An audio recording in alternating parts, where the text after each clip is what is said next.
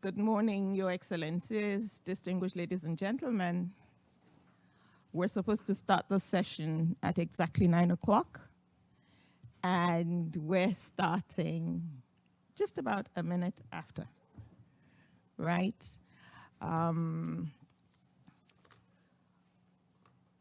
We are expecting the minister from Kenya to join us in a few minutes, but considering the time constraints that we have, my sister has cleared that we start right on time, the USG Duarte, and we're going to do that. So welcome to this very, very important side event. It's very important not just because it concerns Africa, not just because of the theme, but because of the implications of this for fast-tracking and moving the needle on the SDGs. My name is Cynthia Samuel Olonjuwon. I'm the Special Representative of the International Labour Organization to the United Nations, and it is an honor and a privilege to moderate this conversation.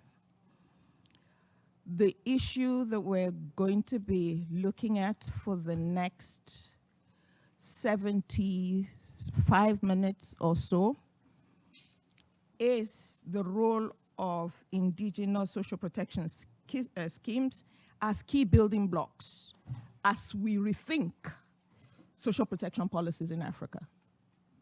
Very, very crucial. We're going to have a conversation. It's not going to be an academic conversation. It's going to be a conversation that will help us come up with a clear understanding, not only of the challenge, but also on how we can make a difference. I'll make 3 points before I introduce the distinguished panelists, including one who is participating virtually. The first is that the problem of social protection in Africa is very, very serious. Looking at data, less than 18% of people in Africa have access to the most basic form of social protection. So the problem is serious. There are also issues around timelines. We have to have a sense of urgency in terms of solving the problems. So that's the challenge. However, it's important to know that there are significant positive developments in Africa, both within the more formal schemes, but more importantly, within the traditional or indigenous social protection mechanisms. And one of the things that we're going to look at today is how are we going to harness those? And then how are we going to even share better those stories? And how are we going to integrate them into the more formal social protection systems?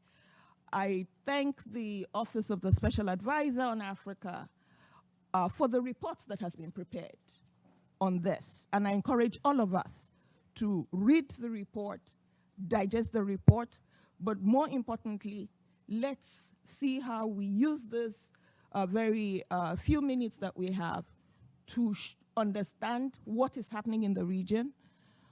We have good stories. In 2010, only 4 countries had policies around this. And as at today, more than 30 countries have such policies.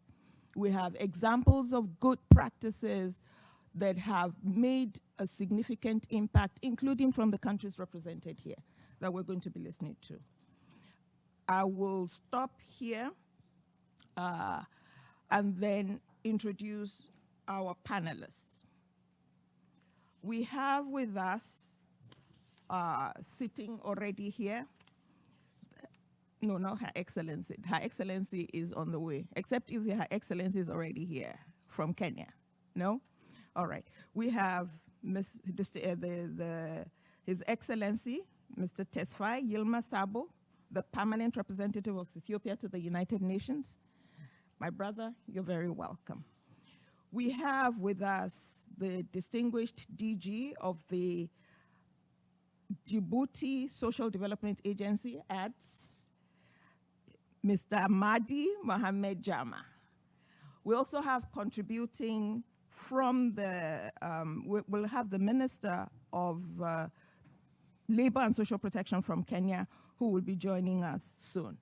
We expect that the Director General of the National Planning Commission and Minister of Economic Planning from Namibia may be able to join us online. However, we extend our heartfelt condolences on the death of the President of Namibia during the weekend, and we are we're supporting with all that we have at our disposal the people and government of Namibia as they go through this difficult period. Without any further ado, and I will call on the USG, Duarte, who is the Special Advisor to the United Nations, to the SG on Africa. She's going to set the stage. And after her comments, I'll make a few comments, and then we'll bring the panel in. So we're in for what I know will be a very interesting and rewarding time as we work together to make sure that we move the needle on social protection in Africa. So USG Duarte, you have the floor. Good morning to everybody. Thank you. Thank you very much, my dear sister. It's always a pleasure to interact with you. We have been talking in the past 3 years about this same subject, trying to push the needle. And we both realize that in order to push the needle, there is a pre-requirement. We need to change our mindsets. If we don't change our mindsets, we might try to push the needle, but the needle will not move. My team has given me 3 minutes, stretching 4. So let me be I will deliver 3 ideas. I'm not going to focus on the subjects because you have the panelists. I cannot compete with them. So allow me to tell to everybody what is the journey behind today. This is not an isolated side event. No. This is the result of a process that started in 21-22. In 21-22, OSAA, the office that supports me discharging my responsibility as Special Advisor on Africa, as I was saying, 21-22, basically we tried to push a narrative leveraging on the COVID-19. We tried to push a narrative in terms of putting human capital at the center of policymaking in Africa. That was our goal in 21-22. And basically, what are the ideas that we brought to the arena, to the debate? Basically, saying that we cannot afford another 50 years in Africa without putting human capital at the center of policymaking. And more, the missing human capital focus was not only in Africa. It's not something that's specific to Africa. If we go to developed countries, what we also assisted in the past 50 years was the breaking of the social contract. So there is a global call, not only an African call, for different perspectives, different reasons, different, let's say, urgencies, but there is a global call, the need to put human capital at the center of policymaking. What does that mean? And I still on the 21-22 narrative that we succeed in building. That time was a call to not only talking about economic growth. It seems that everybody is obsessed with economic growth. No, was to bring to the table with the same level of importance income distribution. If we want to put human capital at the center of policymaking, we need to seek, let's say, economic growth, but at the same time, with the same level of importance, we need to also to put income distribution. And maybe, welcome, good morning. Thank you, good morning. And maybe reverse the terms of the equation. We have been talking first economic growth and then income distribution. Let's reverse. Let's reverse. Let's put the driver on income distribution and see how economic goals should be shaped to serve that goal. And the numbers at that time in 2022, coming from the World Bank, were very, very scaring. I will just give you one number. Around 50% of world's children will be trapped in low productivity. No way out. Even if we start doing something now, that 50% of children will be trapped in low productivity. Then in 22-23, we move to the next step of building this narrative. And that was, based on this reasoning that I just explained, that was clear for me and my team the need to change the policy-making mindset, as I mentioned at the beginning of my conversation. From backward design social policies to forward-looking human capital policies are completely different, are two different animals. So we can move from an assistance, charity approach to a clear recognition that human capital policies should be designed to generate social, economic, and cultural returns. And this is the mindset that I'm calling here that needs to be reshaped in terms of approaching social protection in a different way. In fact, this requires a new conceptual approach associated to a new narrative so that we can support policy making and partners moving away, for example, from cash transfer policies to food for assets policies. And here we reach social protection. We did this new conceptual framework, how to rethink social protection in Africa. And we need to see social protection, again, not a charity, but I have been Minister of Finance for 10 years. Social protection, based on my experience, social protection is a macroeconomic stability tool. So it cannot be treated from a budget standpoint as, let me add you gâteau. No, it cannot. It's a macroeconomic stability tool. But why? Because social protection builds resilience. And when the external shocks arrive, and they keep arriving, and they will not stop, society has that safety net that can cope with external shocks and not lose assets, not to go back and start from scratch. It just copes with the external shocks, preserves economic space, thanks social protection that has been approached as a macroeconomic tool. 23-24, third idea, social protection in Africa. Please, Africa is not an empty space. I see that the global narrative keeps treating Africa. You have been discussing this, my dear sister Cynthia. No. Africa has been displaying for decades, not to say centuries, social protection mechanisms. When you say that the coverage rate is 18 or 20%, please put a question mark. Is that if we just measure the formal schemes? But if we take into account the traditional schemes, is much more than that. Is much more than that. Our call is very simple. When redesigning in the next 10 years social protection systems in Africa, please, don't treat Africa as an empty space. Second, let's combine, integrate a top-down approach, formal schemes, but also a bottom-up approach, giving space and supporting traditional schemes of social protection. And this is our call, and I stop here, my dear sister. Thank you very much, my dear sister, USG Duarte. I was already giving her the side look. And so for the panelists, when I was giving you the side look, it means wrap up, okay? But thank you so very much. Very important point. When we're looking at the social protection needle in Africa, it's looking at it from a comprehensive perspective. And that means that even the way we measure needs to change. And I'm really delighted that, as the USG said, one of the things that we've worked on over the last 2 years in my previous capacity as the ADG for Africa was to have a strategy that will enable us move the needle, not through words, but through concrete action. And all of us here are going to be part of that army to make sure that there's a transformation. And it also means the way we measure social protection has to be redefined. It has to really find a way of integrating those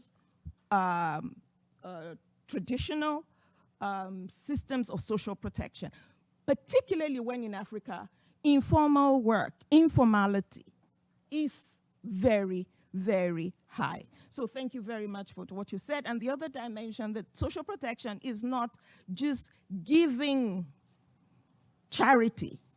It's a very important economic tool, macroeconomic tool, and a way of facilitating inclusiveness. Now we'll go, it's good to have my sister. I'm surrounded by my sisters and brothers on this table. It's good that we have the Honorable Minister, Cabinet Secretary, Ministry of Labor, whom I've known from my other life. And we're now in New York. We used to do it in Geneva, but we're now in New York. And that's Her Excellency, Mrs. Florence Bore, who will now, in 3 minutes, share with us concrete perspectives from Kenya as to how we have addressed this in Kenya. So you're welcome, you have the floor. Thank you. Is the volume on? Yeah. Okay. Thank you, Chair, and panelists that are here and delegates. Our perspective of social protection in the African traditional way, the Kenyan way that we do things, is that some of these social protection mechanisms that have been integrated into national social protection strategies include what we call chamas. Chamas are women who organize themselves into groups. And those groups, they are able to sort out, they are able to pool resources and be able to, you know, bring on board the members within the group that are unable to be supported outside the chamas. So these women groups support each other.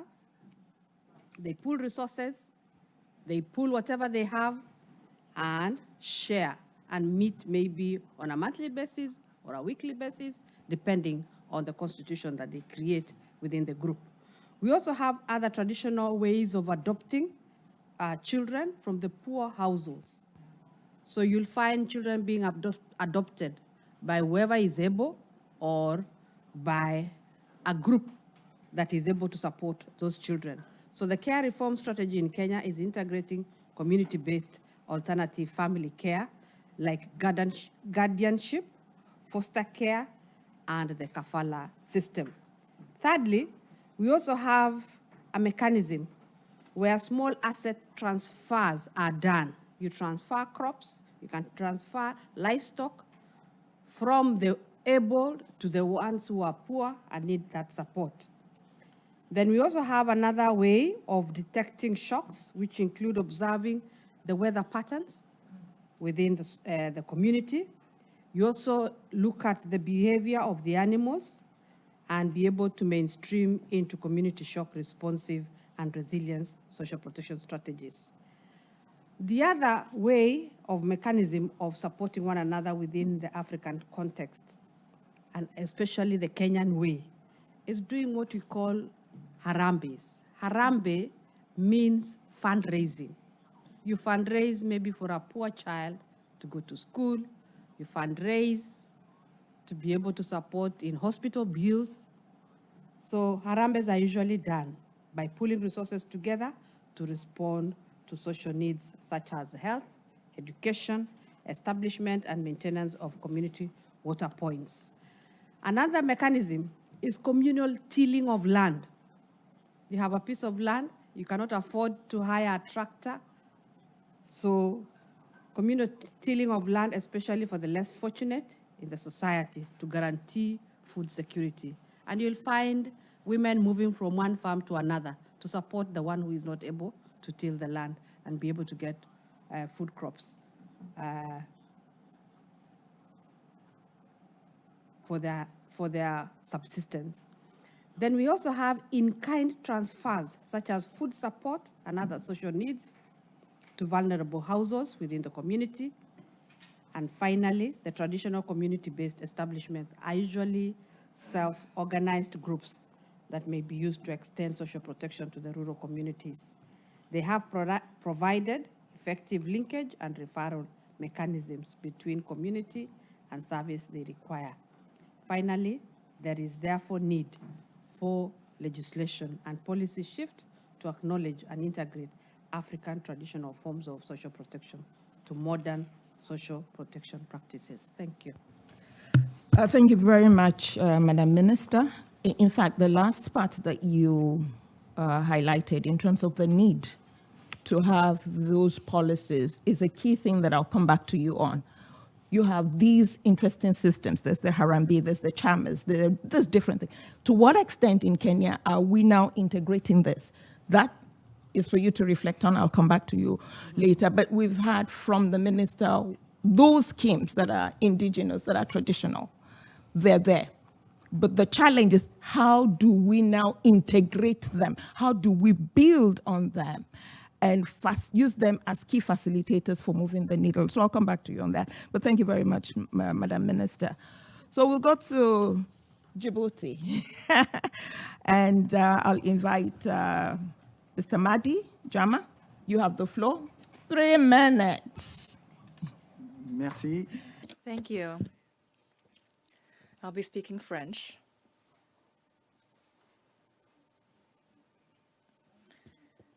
So first of all, it's an honor for me to be here at this high-level panel, and I absolutely agree with Ms. Duarte on the fact that social protection mechanisms have not been put into place and not been taken into account traditionally. And unfortunately, customary and traditional law, which are very important, we're not taking into account because these are the front line, the most basic social protection. So our communities have not heard that states are going to help them, that they're being taken care of. And in various fields, including healthcare and, for example, marriage as well,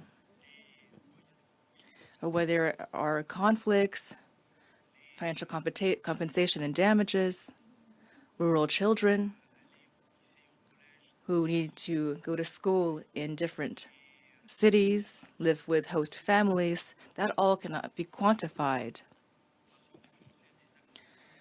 as well as the funding provided for income-generating activity in many other fields. So the state is coming to take a look at these traditional practices for the social protection system. And so we have a social register, which has a list of low-income people, of poor people, with criteria that are well-defined. And we have cash transfers, universal health coverage, for example, which the state covers. What's important to know is that poverty is multidimensional. You can't stop at the individual. You have to also look at their environment. And in our social development agency, we work on this very at length, and we've made great efforts to make sure that these people can live in comfort and that they can have basic social infrastructure, health care, education, electricity, and so forth in these cities as well as in rural areas. And they also need to be able to generate income. So we're organizing communities of women who already have this practice established between themselves. And we also try to expand banking access, and we try to support them, to make sure these women who are generating income can have a higher income. We finance young people and women, and we're trying to make sure that they do pay taxes, because that is how we're able to build a taxpayer base and can contribute to the well-being of others, because the state supports these people, and then regions and communities as well as local authorities have to be able to redistribute that wealth and help people as well. There are many fields where we're working. And today we have an event around 3 p.m. when we're going to present what's happening in Djibouti. Thank you. Thank you very much. Thank you very much for that intervention in terms of the key areas where you are attempting to build, where you're attempting to build on indigenous systems, but also looking at some of the challenges. It's really important as this conversation is unfolding that we focus on how are we going to build on these practices. And I'm going to nail each of our the panelists. How are we moving from these existing indigenous structures to making sure that they contribute? Just to remind us, the objective for Africa, and for all of us at the table here, is to make sure that by next year, 2025, we're not talking 17%. We're talking at minimum that the coverage is 40%. Recognizing, as Madame Duarte has said, that the 17 we're actually referencing does not necessarily cover the whole picture.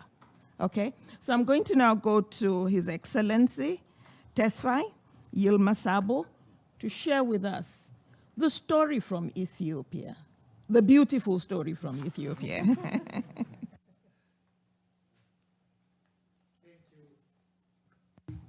Thank you, Madam Moderator, for giving me the floor. And thank you, USG Duarte, for organizing this platform. I was trying to put this together in writing, but from what I observe, I would try to use it as a talking point.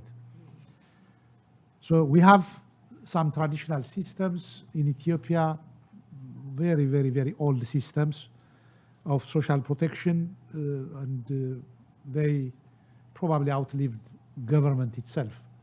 We had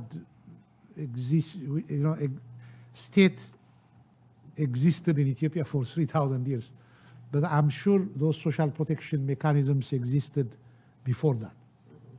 So we have the first one is, I think probably the oldest one is Iddir. Iddir is a collective arrangement. It's a community-based reciprocity during social events like funerals and weddings and other important social events. So no one individual can handle those events alone. So they needed to organize around that. So it's a counseling mechanism in the meantime for the bereaved, for those who fell on difficult times, and they raise money around through this mechanism, and they support the victims. And the victim does the same for others when they fall on bad times. So the Iddir system is very, very extensive. Now it's getting registered and getting some banking linkages because they have money. They raise money. So they used to keep their money by way of saving in the bank. Now I think they are moving to some kind of investing their money and making it bigger. That's the Iddir system, the most important one. And we have Uqub. Uqub is a kind of credit association. EKUB, that's how I spelled it. It's a kind of credit association. In that community, in a certain community, we have somebody who is in difficult situation. Then community members, that person requests for support. So community members get together, they raise money, probably 100 birr each. Then they collect it together and they give it to that person without interest rate. So that person will continue to contribute. This is a weekly kind of event. Every Sunday they do this. Every Sunday that money goes to somebody. But that somebody should continue to contribute, use that money for employment, for creating jobs, job for herself, for himself. So they continue to pay. If they buy something like, a cart, then eventually they will be left with that asset. So that's a kind of business concept which continues to exist in Addis, even with the big business people. They use it.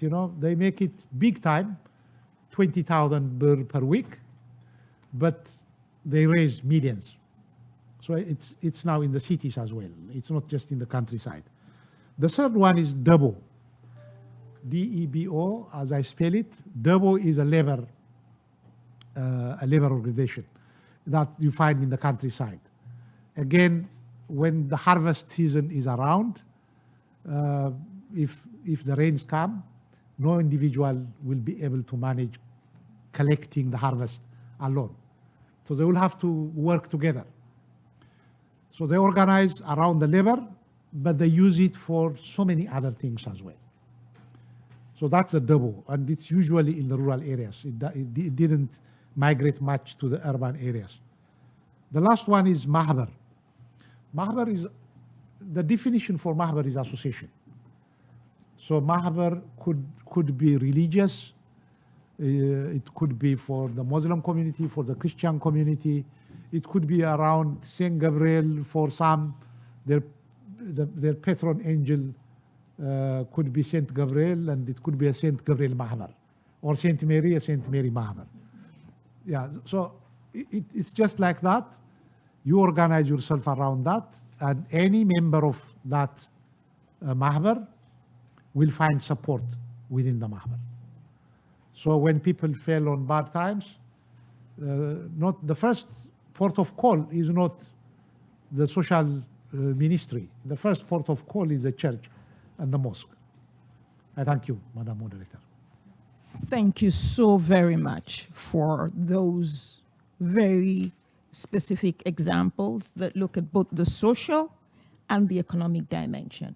Look at the rural and the urban, cutting across different socioeconomic groups. And already, you anticipate the question I'm putting to you. How are we building on this? Okay, we'll come to you. But before we open the floor and we get back to the panelists to provide us with further insights that will help us in our course to move the needle on social protection in Africa, I will invite our two panelists just to let us know, and you saw Daniel give me a quick note. Unfortunately, we wouldn't be able to have our panelists from Namibia, we all understand, because of the situation in the country. So we're going to move very quickly to our discussants. And we have two distinguished discussants who are with us. Both of them are online. Great. The first is Mr. Amadou Kanouté, the Executive Director, Pan-African Institute for Citizenship, Consumers and Development, and I believe he's joining us from Senegal. And then we also have a second distinguished panelist, Dr. Saif Elding Abdelrahman, the board member of African Risk Capacity Group. You have 3 minutes each to share with us very clearly around these indigenous social protection methods that we have in our countries, but more importantly, how can we leverage them as we work together to make sure that by next year, we have not less than 40% coverage in a comprehensive manner in Africa. So over to you, and I'll start with you, Mr. Amadou Kanouté. Merci beaucoup. Thank you very much, Madam Moderator. I wish to take this opportunity to thank the United Nations Office for Africa for the kind invitation. To be succinct, I only have 3 minutes. I wish first and foremost to emphasize 2 points. The importance of social protection in our country. Number one, the importance of financing and social protection. And number two, the importance of the extension of coverage. How is it possible to work to expand coverage beyond the formal sector? And in this regard, I have two examples which come to mind for Senegal.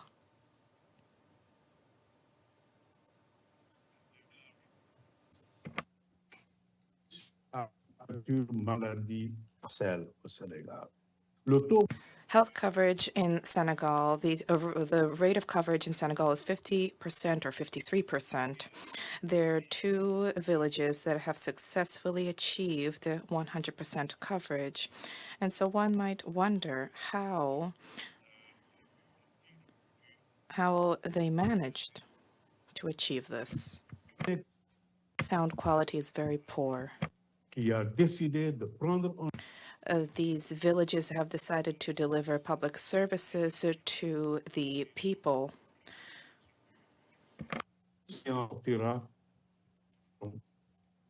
Sound quality is very poor. Interpretation is difficult to provide. aller à l'hôpital, à la case de santé, au poste de Sorry, santé, chaque fois que vous Mr. tombez Konate. malade. The sound quality arrive is ici. really terrible. Would you please probably switch off the video so that we can hear you? It may help. Well,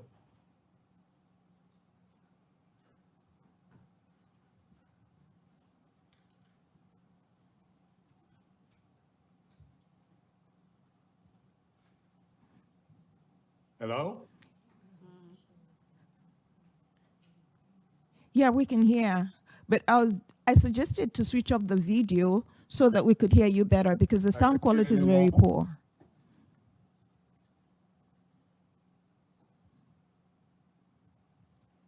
Oh, shall I turn off the video? Yes, please. Merci. Okay, okay. How is it now? How is it? We can still see you. Hello? Can you hear me? Yes. Okay, please just continue. Okay. Right. Donc, je dis, So what I was saying, unfortunately, it's the same quality, bad quality that I'm getting you as well. Such a pity. But the quality is excellent now. We can hear you quite clearly. Oh, excellent. All right. Donc, j'étais en train So what I was saying is, in the first case for villages who have reached universal health coverage, each village decided to make these provisions available to villagers. They were told to till their lands, and then assistance was provided to ensure universal health coverage for everybody.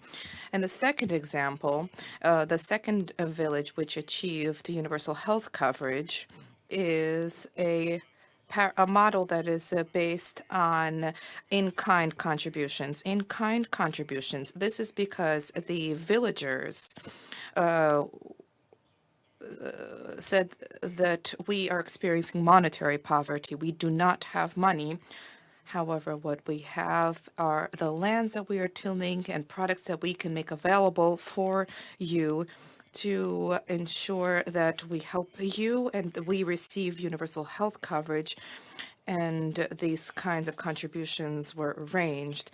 And the heads of the village, the universal health coverage agencies, the prefects, the local governing bodies and mayors all came together and they considered why more was not being done to ensure that progress was being made. And today, the only village to have reached universal health coverage in the Kédougou region in the southeast of Senegal is called Bougou. And this village successfully, through the in-kind contributions, successfully managed to achieve universal health coverage.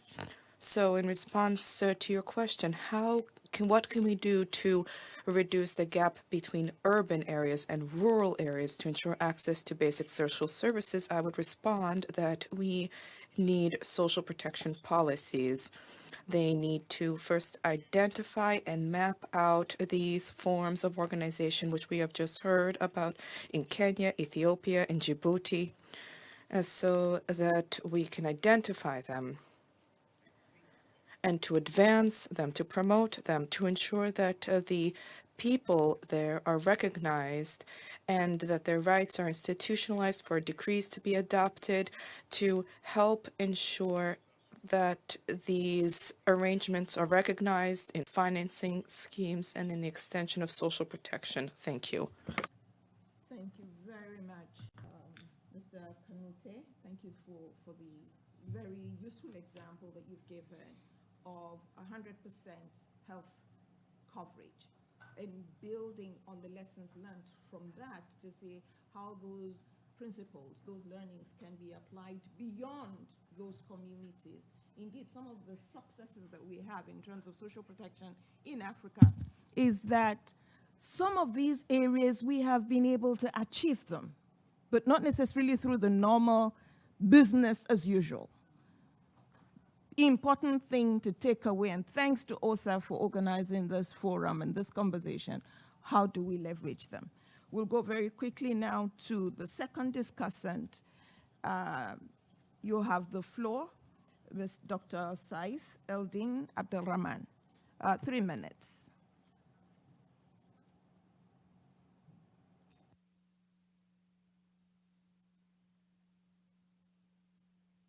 I don't speak French, but I understand that this is my team. Is that right? I didn't hear him.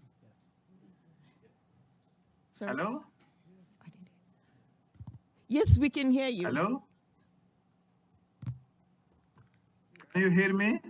Yes, please, we can hear you. Please go ahead. Thank you, Honorable, and thanks to all honorable ministers in the room.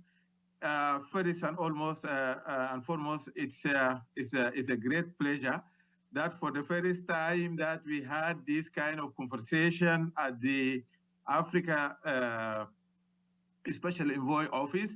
In Africa here, when you talk about the Special Envoy from the UN, always they think that there is a conflict going on. And this is interesting that at this time around we have talking about so much good developmental issues. And also for our sister organization, ILO, I believe always ILO is an urban organization in the continent. I don't know what is the reason behind that, but I am happy that at least we can trickle this down, this kind of debate to our continental, because it is very important discussion. I know the time is very short. I will try to construct my arguments in 4 directions. First, I will ask the different questions. Why the formal social protection system are not working? That's the most important question that I believe we have to look at it. And I believe there is a moral economy behind it. There is a political economy behind, and also there is economic and fiscal space issues that is behind all this, allowing that the social protection, the formal one, whether it is contributing and non-contributing, is not working at all. Another important point that we added, as we also working with the UN, is also this long humanitarian interventions has eroded also our culture in Africa with respect to the social protection and creating another level of dependency. And somehow the humanitarian approach, at some point, our colleagues and those actors, they need to revisit their approach with respect, because it has completely distorted our traditional social protection system. I am myself speaking as a Sudanese. As you can see, the crisis in my country now, how also technology as enabler, technology has transformed the way that we are looking to the disaster. As we speak, the country with all this unfolding crisis has received only 2% of the humanitarian assistance. From where Sudanese has been saved, or are being saving, we are saving them by ourselves, our collective efforts. We call it NAFIR in Sudan. We transfers every day, and all the families are receiving money quietly. And I believe that the technology as enabler has transformed the situation currently in the country. I was always asking myself how I can transfer money to my family in Darfur, in Niala town, from Somalia, as I'm sitting now. Without that, for sure, they will be in a very serious crisis. So I believe this kind of the discussion is very critical for us, and we need to take it forward. There are three key issues that I want to just to bring it to the panel. Is that poverty is a whole societal and solidarity approach. The government alone in Africa cannot fight the poverty. That's fact.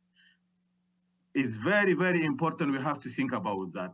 But how we can do that? Because now, for example, I'm here working in the multidimensional poverty index. What we have realized from the data, what comes out from the data, big families, they always share much better well-being than nuclear and small families, which basically means that the social fabric is the base of the development and solidarity in the society. Through the transfers, remittances, zakat, different ways of doing Safir. In our societies, all men, they don't cultivate. We cultivate to them through the young guys or the young citizens or the young families or in the villages. They are doing the cultivations as collectively helping on that. The second finding that I want to share with the team is that with all this crisis or the looming economic hardship, with the whole economic outlook, we have seen how our government is struggling. Is any way that we have to reconstruct the debate with respect to the social inclusivity, social protection, with the reliability of the financial resources that are available for the government and the financial space allowing to the government that we need to do. And then we draw the boundaries between what is formal, what is informal, how the informal can work, and how we can see building on all those kind of experience. I have shared a long presentations. I hope that will be shared with the team, but I believe this is a very healthy conversation and I hope that the panel will take this, trickle it down to the continental level, and then we see all these big debate that we are going to see, because we want to see the traditional social production also be eradicative, be preventive. And now as we are preventive famine in Sudan through the social solidarity with the different transfer and remittances. Maybe I rest my case here and I leave it for you. Thank you very much. Thank you very much. Because you're not here, I couldn't give you the look, but what I did was to turn on my mic, and I see that you got the message. Thank you so very much. Key issues that are coming out, and these are very important, especially when we look at the strategy. In the ILO and UNDP actually work together in Africa. Ahuna and I, in my previous life, of course, with USG Duarte, we're part of crafting this, looking at the issues of finance, and I think that came up from the from a discussion from Senegal, the issues around financing, but also looking at the centrality of social protection. I didn't highlight that earlier, but as we're going into the conversation, social protection is key. And indeed, the UNDSG has recognized 6 transitions that are crucial for moving not just SDG 8 or SDG 3, but all the SDGs. And one of them is jobs and social protection globally, particularly, of course, for us in Africa. So informality, that is crucial. We have to go beyond the formal schemes, but they can't stand in parallel. They have to be integrated. And the conversation we're having now at the policy level is, how do we foster those kinds of integration? How do we build on the system in Senegal that brought about 100% health coverage and make sure that it goes beyond that community? So now we're going to open it up. I've already given our panelists, some of the questions that they will answer, but let's hear from you. And I already see the hand of my sister, the PR from Kepa. But I'd like to quickly do around how many people would want to intervene so that we know how to effectively manage the 30 minutes we have. I see, if I can just see with the hands. Yasin, if you could help me so that we take it down. I see 1, 2, EU. I see Cape Verde. Okay, so 4. All right, we'll start with Your Excellency. Very much. At the outset, I would like to thank OSAA for the kind invitation to participate at this event, and warm greetings to all in the room and on the platform. I will try to be brief. I would like to start with a quick comment on the previous speakers. Something that I noticed common in all the interventions, also common to Cape Verde, is this informal system in place. The name changes from country to country. Of course, it's adapted to the local needs, but in general, it's the same thing. In Cape Verde, we call it juntament. If I translate juntament, literally, it means put our hands together. It works, for example, through the remittances by our diaspora to their families in Cape Verde. This is a way they find to support them. It happens, for example, when a family is building a house and during the weekend, friends and other family members will come together. Someone brings some food, someone brings some drinks, someone is working in the sector of construction and will put hands into the job to, for example, put a roof on top on the building, things like that. So it's not very different. It only changes the name and adapts itself to the local needs. Now, going into our topic, I'm going to look at my notes, of course, to be faster, because if we speak spontaneously, we have a tendency to make it longer. So global social protection assumed a role of growing importance on the country's political agenda, and Cape Verde has been investing in strengthening and coordinating the institutions of the social protecting system, thus seeking to allocate national resources more effectively and efficiently to foster inclusive economic growth, as well as the involvement of social actors in the implementation and extension of social protection, and at the same time, also seriously investing in information technology and the training of human resources in social protection institutions, improving the organization of a database, and increasing the performance of the system.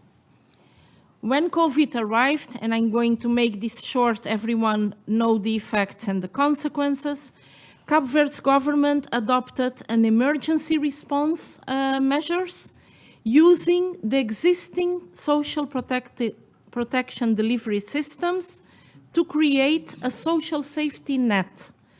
And they did this through temporary cash transfers to support families that went jobless because they were working in the informal sector, and also small businesses related to or dependent on tourism, which was and still is our main source, of course, of revenues.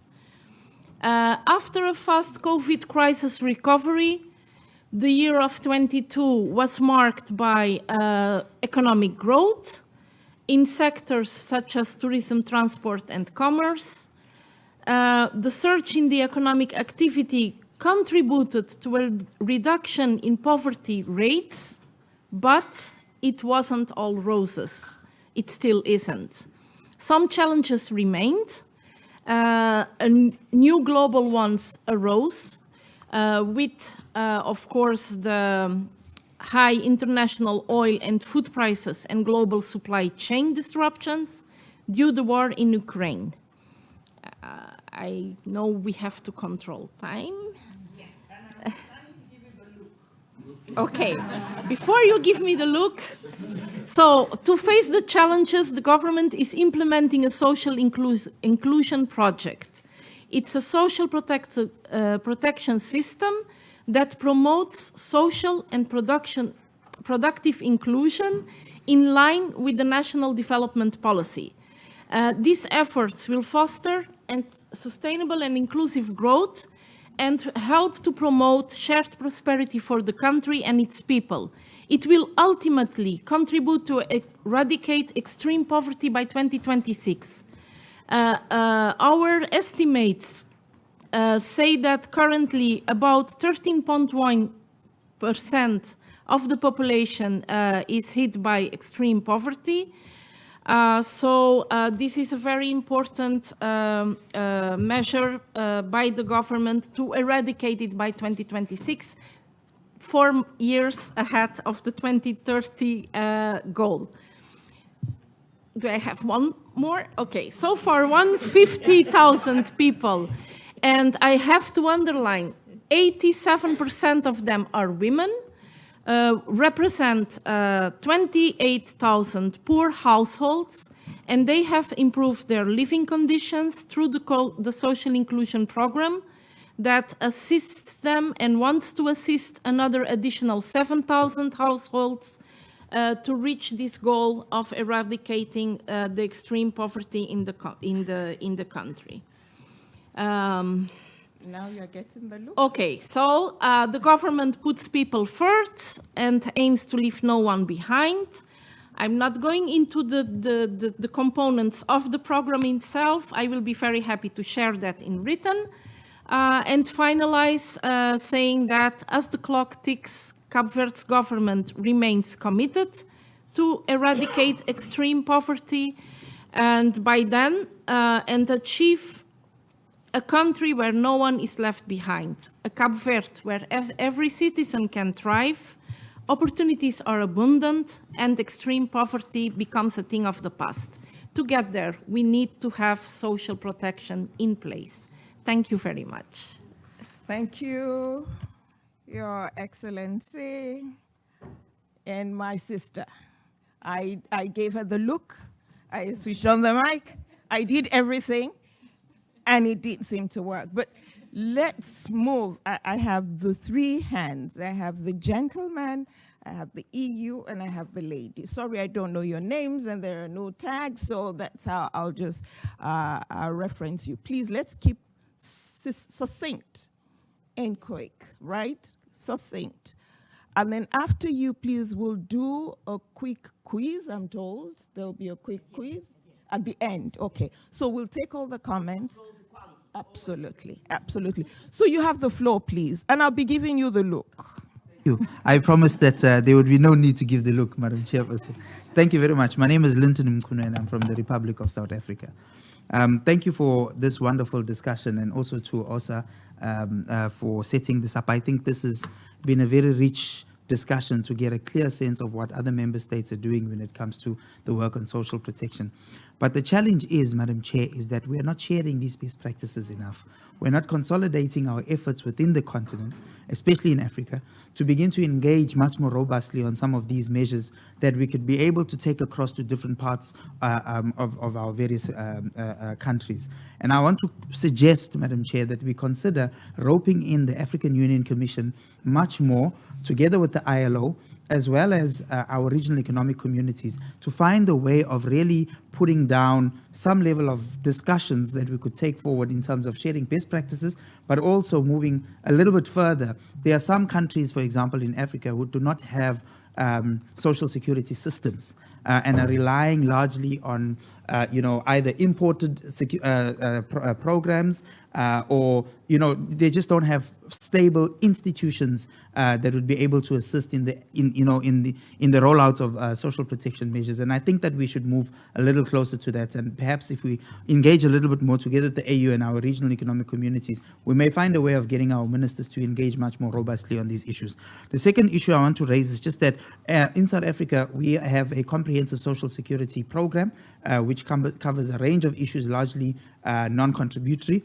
And of course, what we are trying to do now is to introduce what we call a basic income grant. We realize that there is a massive gap between the ages of 18 and 59. and we are trying to fill that gap by providing a basic income support to people who are not working in that space as a boost, so that they be able to at least get out of extreme poverty and be able to take care of themselves. We're also introducing new measures around support for atypical and informal sector workers. I think that's an important program, as well as maternal support. Mothers, in most instances, only get social assistance for their kids once the kids are born. What we're trying to do is provide some level of support before the kids are born. And I think that that's an important measure that we're working towards.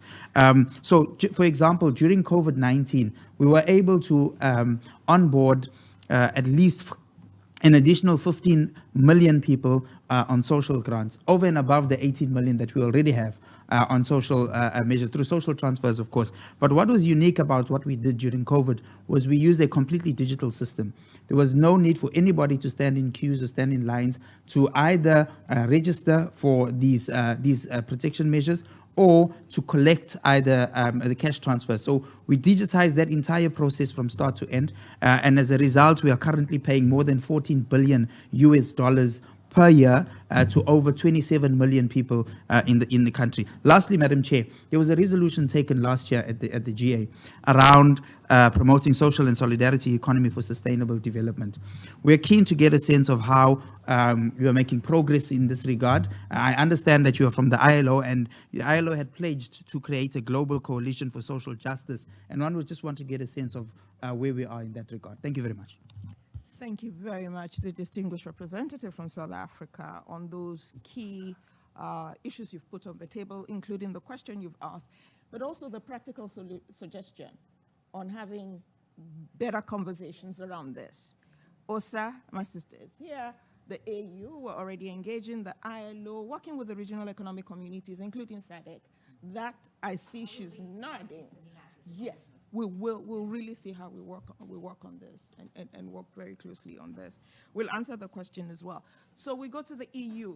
EU, you have the floor.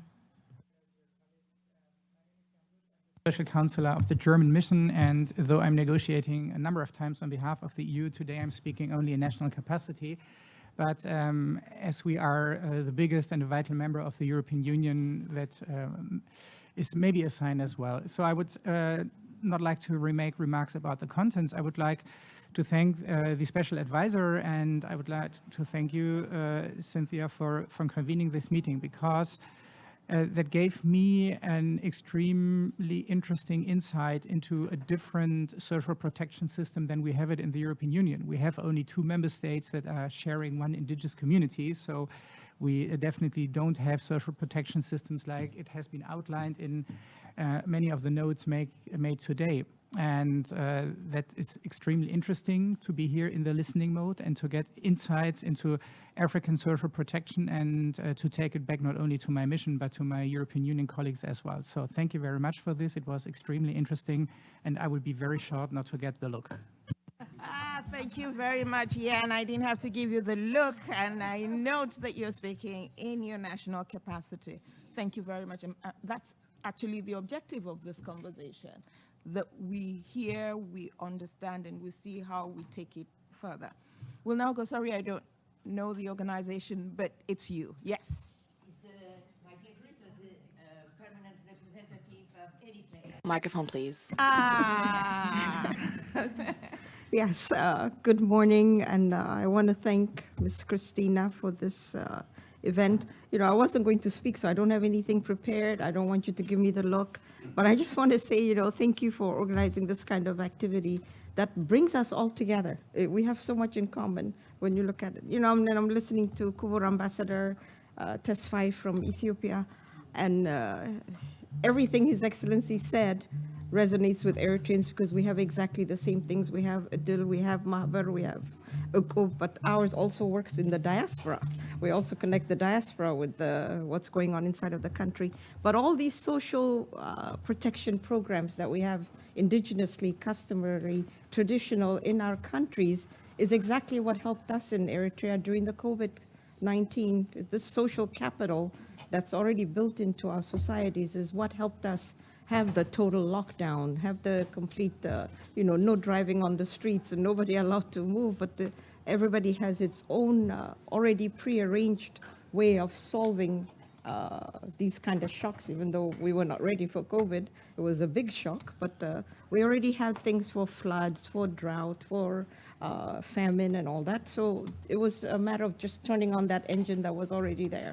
So I thank you very much for having this kind of conversation and look forward to many more ones that we can elaborate on and maybe sync them and see, you know, how many of us are doing the same thing so that we're not just repeating processes for nothing.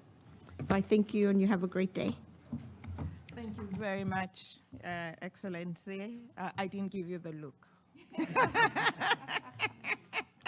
But as you rightly said, and I think the PR from Cabo Verde said it, different names, but these are structures that we have in different forms in our different countries.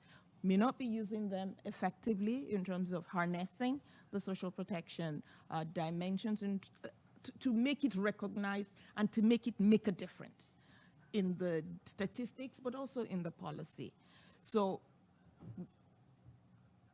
okay, just one more. Yes, you. Very much. I'm Timo Voipio from Finland, and I used to lead the EU Social Protection Systems program in working in several countries of Africa and also with the African Union Commission.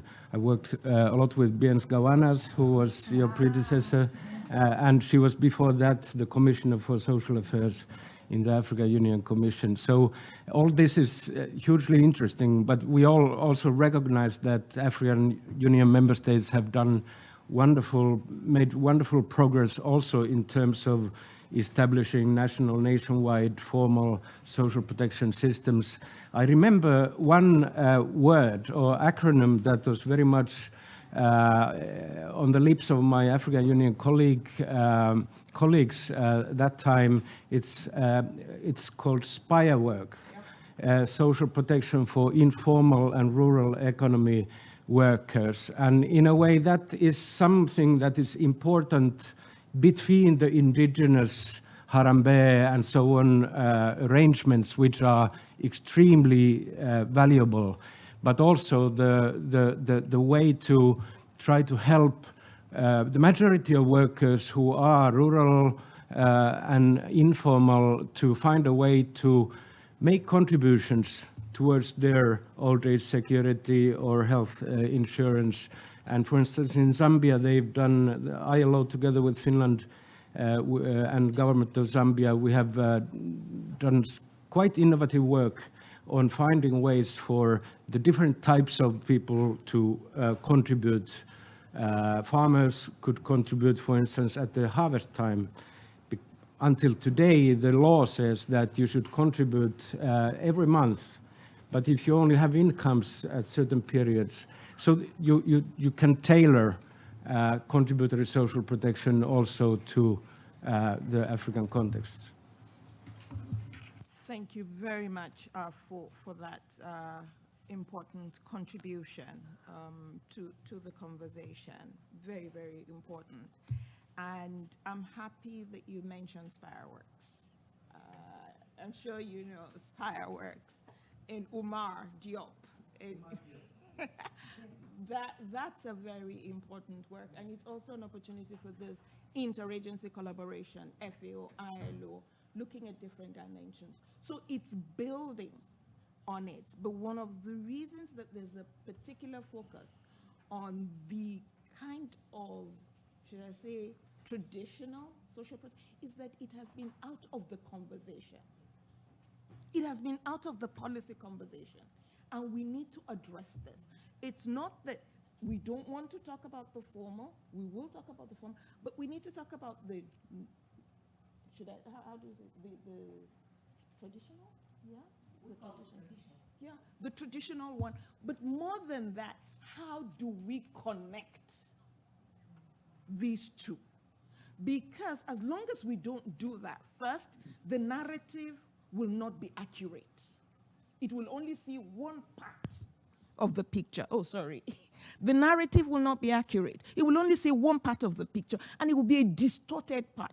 That's one. Secondly, as long as we don't do that, we're not availing ourselves of the resources that have worked to move the needle.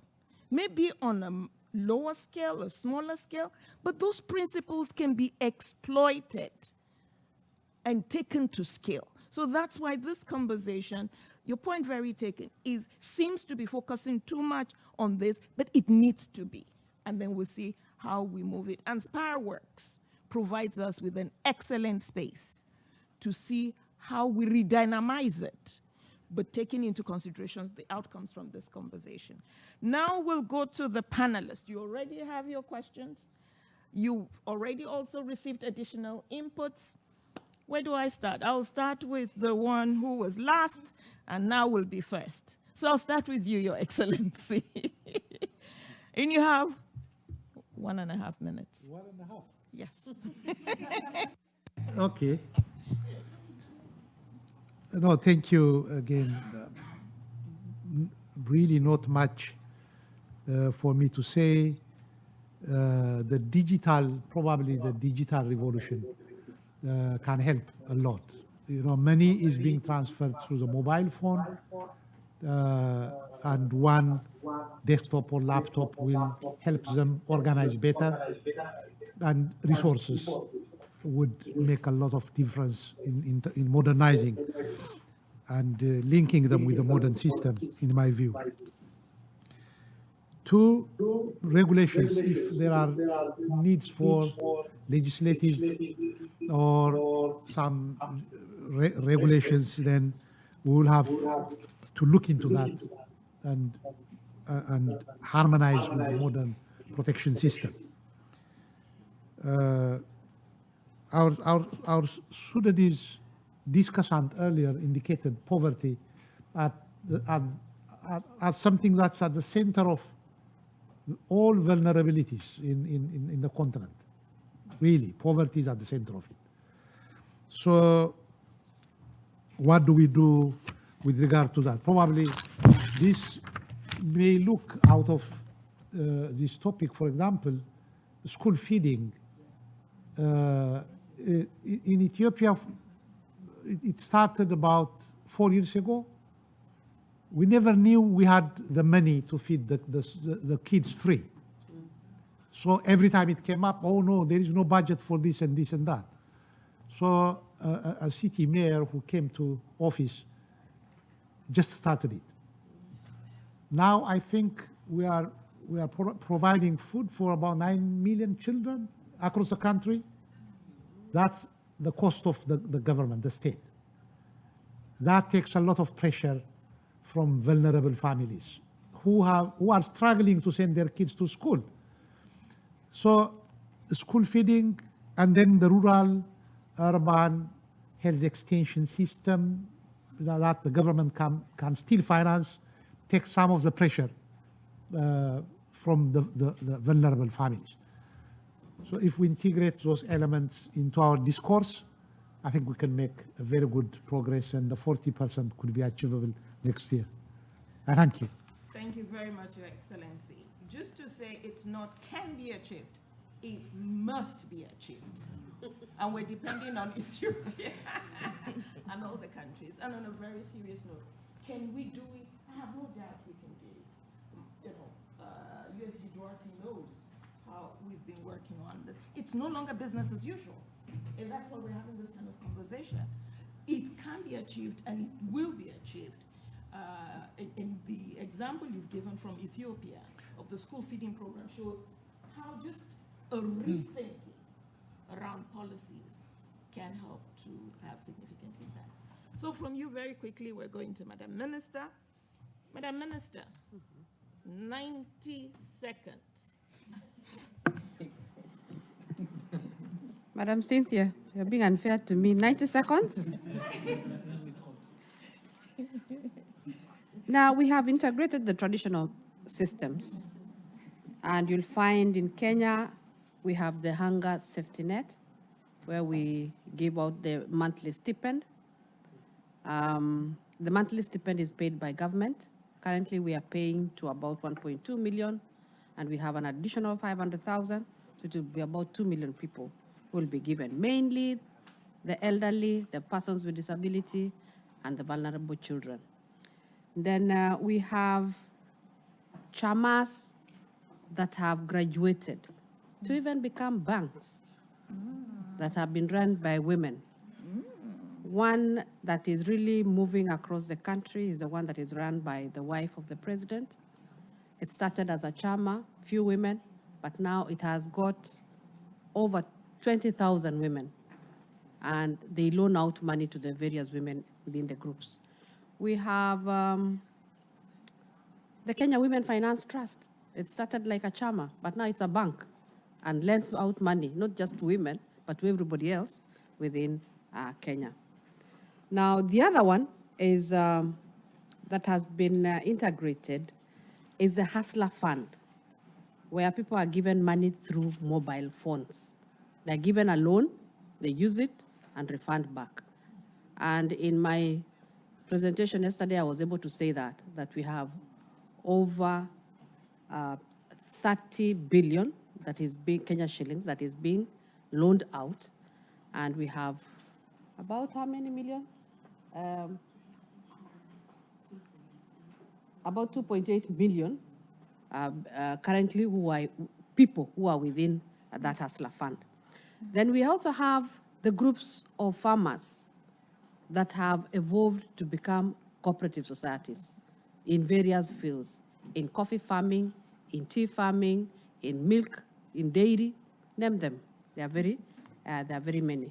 So from the informal, we have the formal that have already been put in place. I can't go on, but I know the 90 seconds are over. And Cynthia is giving me the look. Thank you very much, Thank you. my sister. The issue of digital, the implications or the positive impacts of technology, especially digital technology in facilitating those transformations, the importance of registration, is it growing? We talk about the chamas that started as chamas, but they're now banks, the gender dimension of this. These are all important takeaways in terms of how we move from the smaller YANA interventions that are more traditional and integrates them into the formal schemes. Now we move to Djibouti. You also have 90 seconds, so she doesn't feel bad that I used 90 seconds. Sans problème. No problem. Thank you very much. Now, I wanted to highlight that we're talking a lot about informal systems. I want to talk about traditional systems, and that's a bit different because we talk about informal systems.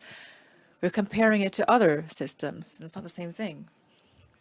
What's most important today is that we have to really focus on these formal systems, which often don't correspond to our reality. For example, cash transfers. We don't have enough money, and this can create tensions in communities. We have traditional protection systems, and we also have completely different systems that are being shifted towards. The second point is that we have to take into account climate change.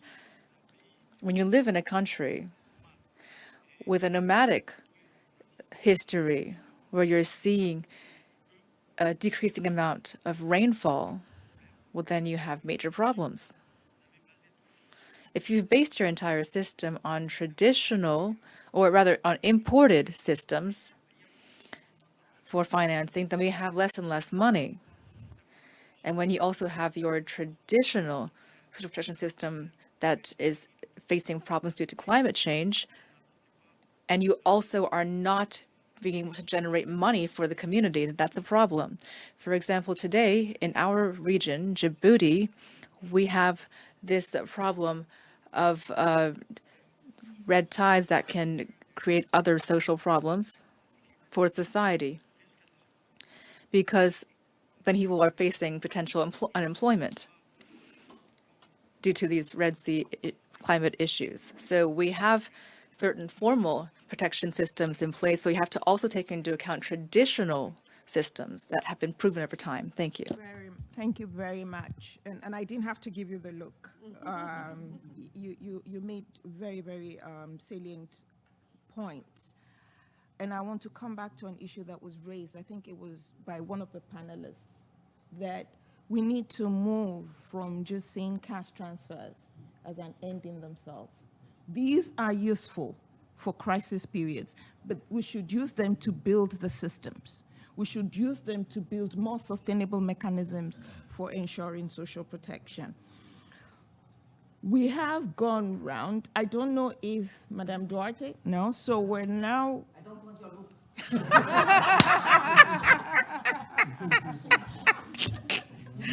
So I'm going to, hand over to our OSAA, our representative, who is going to just share the key distillings from here. But to say that this has been a very rich conversation, let me thank OSAA for having this, providing us with this platform to have this discussion. There will be many more. So over to you. You have the floor. Before giving the floor to Jill, I'd like to recognize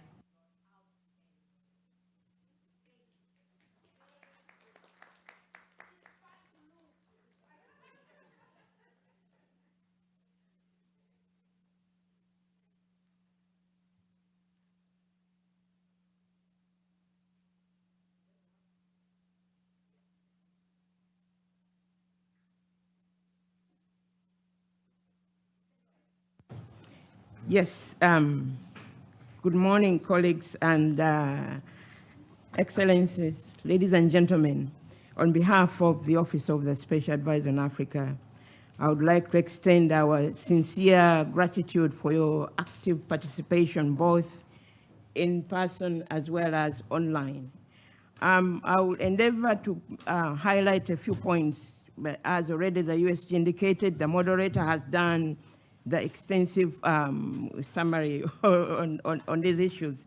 But the key points that I want to highlight first is to see how we can come up with a handle to look at moving the needle on social protection as an handle that we could take forward to keep this conversation going.